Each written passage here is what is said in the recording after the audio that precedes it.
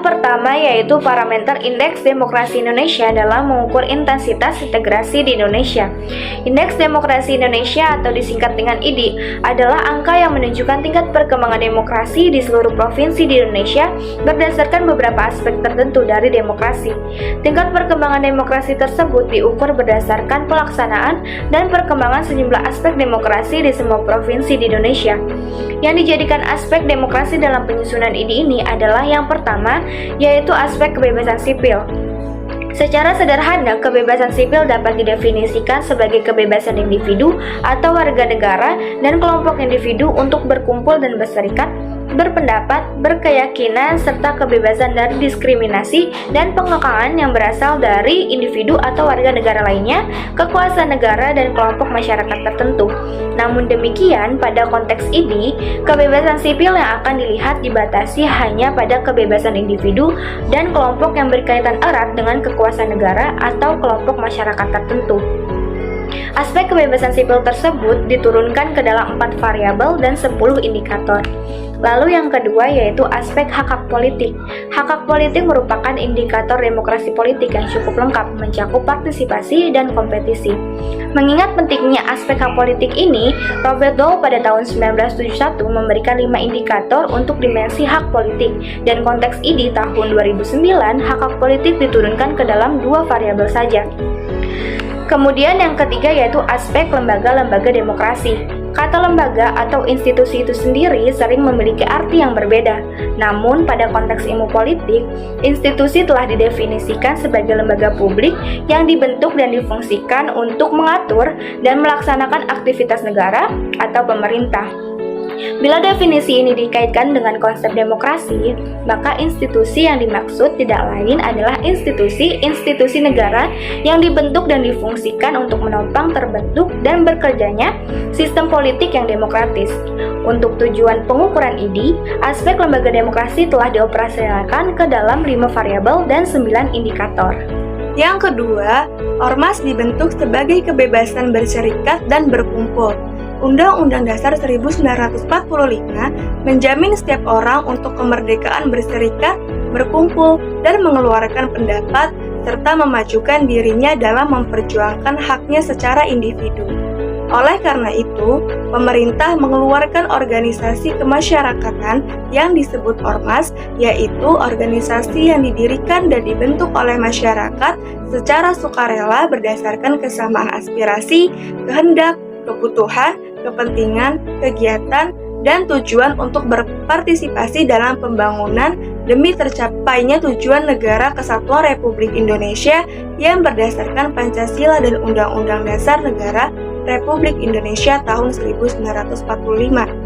Berdasarkan pasal 5 Undang-Undang Ormas sebagaimana tentang pengujian Undang-Undang Nomor 17 Tahun 2013 tentang organisasi kemasyarakatan, ormas memiliki beberapa tujuan. Di antaranya yang pertama, menjaga nilai agama dan kepercayaan terhadap Tuhan Yang Maha Esa. Lalu yang kedua, melestarikan dan memelihara norma, nilai moral, etika, dan budaya yang hidup dalam masyarakat, ataupun sebagainya. Selain itu, organisasi masyarakat juga memiliki hak dan kewajiban yang harus dipenuhi, yang tertulis pada pasal 20 dan 21, yaitu ormas berhak untuk melaksanakan kegiatan untuk mencapai tujuan organisasi. Adapun kewajiban dari ormas ialah melaksanakan kegiatan sesuai dengan tujuan organisasi.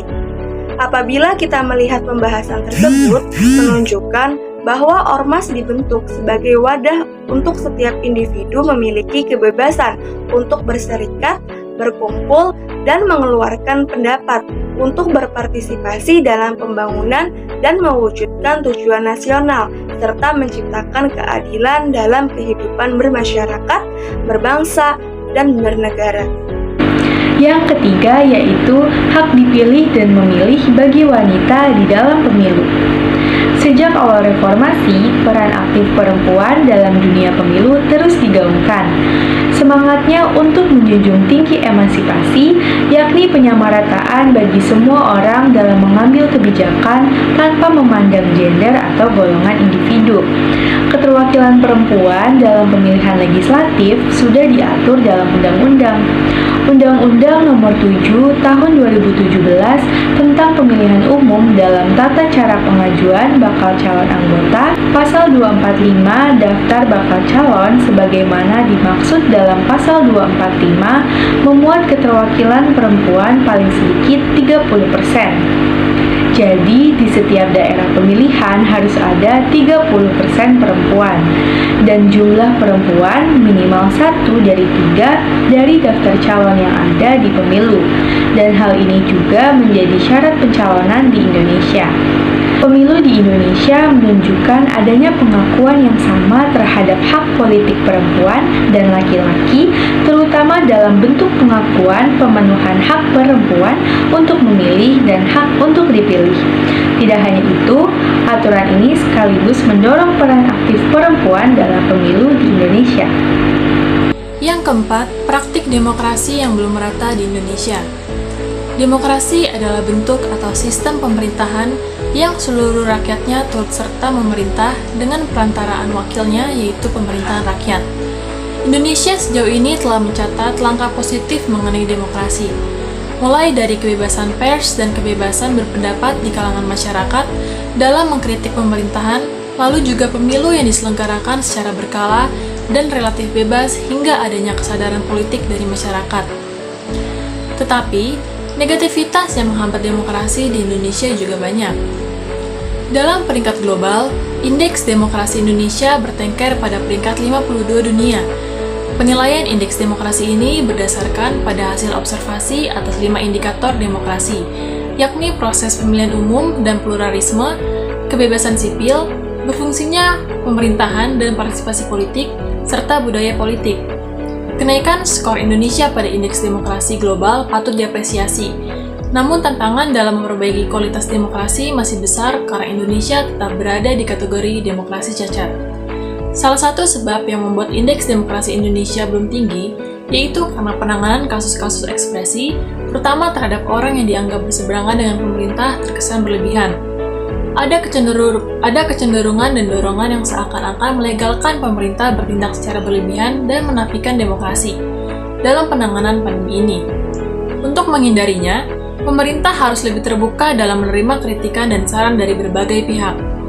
Pada saat ini, terjadi dilema demokrasi yang dialami oleh pemerintahan yang kita lihat dari kritik terhadap kebijakan pemerintah yang muncul secara masif di berbagai lini. Salah satunya menggunakan mural sebagai media penyampaian aspirasi yang dikarenakan tidak berjalannya sistem penyampaian aspirasi formal di pemerintahan yang baik. Hal ini perlu didiskusikan kembali karena telah menimbulkan kesenjangan, ketidakpercayaan hingga pembelahan di tengah masyarakat, di mana seharusnya demokrasi menghasilkan kesetaraan, keadilan, dan harmoni. Dengan kondisi politik yang kondusif akan berdampak pada pertumbuhan ekonomi dan kesejahteraan masyarakat akan terbentuk. Politik adalah kegiatan dalam sistem pembangunan negara melalui pembagian kekuasaan atau pendapatan untuk mencapai tujuan yang telah disepakati. Dunia politik sangat berpengaruh terhadap kemajuan ekonomi suatu bangsa.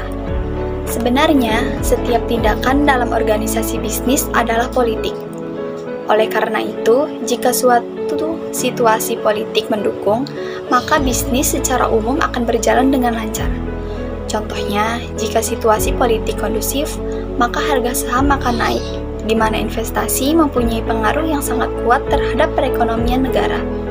Hal ini patut dipertimbangkan karena perubahan dalam suatu kebijakan politik di suatu negara akan dapat menimbulkan dampak besar pada sektor keuangan, bisnis, dan perekonomian negara tersebut.